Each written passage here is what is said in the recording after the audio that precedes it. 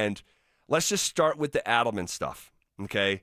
So Adelman is asked, all right, about 5 minutes into the press conference, if there is enough talent on the roster to win an NBA championship, and this is what the new head coach said.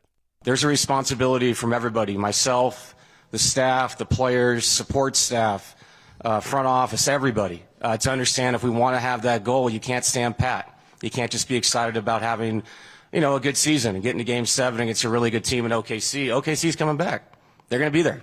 Minnesota's going to be there. So for us to surpass those teams, everybody in that room's got to believe they can get better. And so it's easy to say, well, we didn't have the roster last year because we didn't win it. Or you can look at it and say, well, how much better can this roster get? How can we maximize what we have? And if we do that, I think we have a great opportunity. As Josh said, we're more than capable of competing with those teams. We showed it.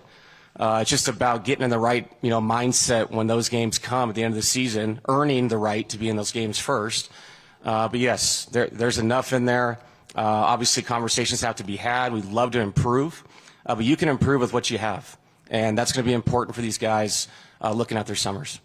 All right, quite a lot there. What was your biggest takeaway from that cut? That he's pretty much, David Adelman is saying that they do have enough. He's saying, yes, we do have enough on this roster right now. Now, everybody's going to have to pull their weight. Everybody's going to have to get better, not just the starting five, but now you're looking at the depth, the Julian Strawthers, the Peyton Watsons, Pickett, another one where it's like those guys that are already on this roster, they have to get better. During summer leagues, during camp, they're going to have to get better if we're going to compete. That's what I'm looking at. And what it's looking like is David Adelman's okay with what he has on the roster right now. Well, and I feel like he's got to be okay with it because there's not, today was basically a double down from what we heard from Josh Kroenke last week, that they are, guys, they're running it back. They're running it back. Could there be a change on the back end of the roster? Yes, and I anticipate there will be. Will there be another veteran or two to replace, either Vlatko or, and Vlatko DeAndre Jordan's another one. I don't know if he's signing back. Yeah, DeAndre Jordan, his time here in Denver should be done. He's more of a player coach than anything else, and I'm not saying that there's not any value in that, but you need guys that can play for you. And DeAndre Jordan's not going to play in the playoffs. So, but in general, like this big move that a lot of fans want, it's not coming. We said this last week, and I think it's even more crystal clear today. Well, also this is like the question that's being asked. I feel like it would be a different response if it was a general manager. You're talking about a head coach that's in the trenches. Like he doesn't want to sit there and step on people's toes right now and say we don't have the talent because you do have you're going to be mad, a good starting five. And maybe David Adelman is like, hey, maybe I can develop. Why would I be mad at that? Well, you said earlier that you don't call this unit great anymore. It's not a great team. It's not a great team anymore. But it's a really good team. Yeah, I didn't say the starting five is still among the best in the NBA. That can get better. I think, internally. I do, starting with Jamal, with Michael Porter Jr., but this idea that, it's going to be Julian Strawther. It's going to be Peyton Watson. So much is reliant on those guys heading into the 25-26 season. Do you still believe they have room to grow? Oh, yeah. Oh, yes. But between those young guys? Yes. They definitely have room to grow. Will they grow and max out who they are as players heading into year number 3 or number 4, we're fixing to find out. And that's what David Adelman pretty much said. He's like, maximize what we have on the roster right now. Maximize Julian Strawther. Maximize Peyton Watson and what they can do. Let them play more minutes. And even though you're playing more minutes, you know that at some point you're probably going to lose games because of that. But you need these young players to grow if you're going to keep everybody on this roster and you don't make those big-time changes that you're talking about. Yeah. What is part of the story is that, at least for me, when you have the greatest player on planet Earth and he tells you this group doesn't have what it takes to win a championship, and then you run the exact operation back, you promote from within, you hope that the younger guys who weren't able to step into those shoes finally fill those shoes out.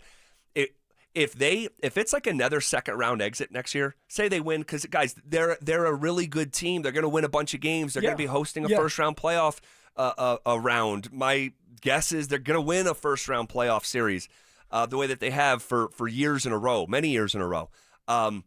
It's getting out of the second round, and Adelman said it in that cut that we played. It's like, we don't want to trick ourselves that this is good enough. And I feel like there is a huge, huge portion of this fan base, and everyone's got a right to think what they want, and I'm never going to tell a fan how to fan, but there's a huge portion of this fan base that is fist-pumping that you took Oklahoma City to 7 games.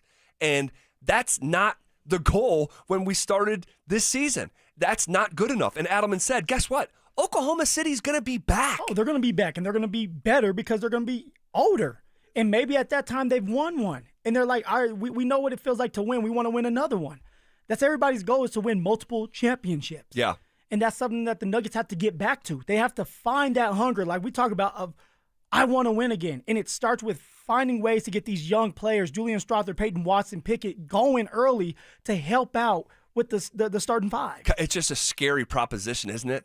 Oh, it is. But what can we do, Zach? I'm waiting to hear, like, what would you like to happen for us to be able to get more new blood into the building? Well, my first step would be to admit that you have a problem. Okay, that would be my first step.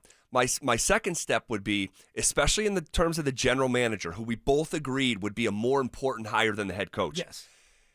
And I've said this phrase a few times. It's like, you need a Steve Jobs level of basketball intellect to come in here and reimagine this team around Nikola Jokic. Yes.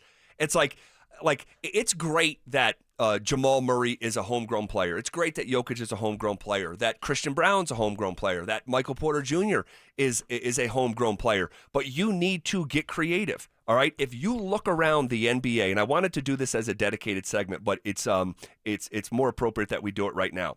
If you look around the NBA with the final 4 teams in the NBA playoffs, much like, remember when you would point to the final 4 teams in the NFL playoffs, and what did they all have in common? Quarterback, they had a run game, and they had a tight end. Yes. On top of having a solid defense. So there was. Yes, and of course, you got to have a great team if you're in the final 4, but they all had elite tight end play. They all could run the football. And the Broncos had a terrible run game and no tight end, which is why we would, and you did a great job of emphasizing that. Look at the teams who are in the final 4. Okay, and I'm not saying this is the way that you have to do it, but it speaks pretty loudly here, okay? Look at the starting 5s, okay? Look at the starting 5s. The Knicks, Jalen Brunson, free agency. Mikal Bridges, traded. Josh Hart, traded there. OG Anunoby, traded there. Karl Anthony Towns, traded there. So for the Knicks starting 5, they're not homegrown, they're traded there. Yeah. The Pacers, Tyrese Halliburton, what a superstar he is. God, he's so fun to watch. He is. They traded for him. Character, too. Aaron Nesmith, they traded for him. Pascal Siakam, they traded for him. Okay? You look at the Thunder. Shai Gilgeous-Alexander, they traded for him. All right? Lou Dort was undrafted, by the way. They have 2 drafted players in Jalen Williams and Chet Holmgren, and Isaiah Hartenstein somehow was free agency, a former Denver Nugget. You look at the Timberwolves, Mike Conley they traded for, Jaden Daniels they traded for, Julius Randle they traded for, Rudy Gobert they traded for. Overwhelmingly, half of all the starters in the final 4 teams in the NBA playoffs were traded for. I'm not saying like you need to, have 3 or 5 stars come by trade. But what I am saying is you need to rethink this operation and get creative, because it hasn't been good enough 2 years in a row. You're going to run the same operation back, and the West is just getting better. You don't think that they're going to be creative, though? You don't think that they're going to at least try? Well, that's when I at least want them to try. I'm not saying like let's stand pat and run it back. But if there is an opportunity to get something for MPJ that's going to help the team out, do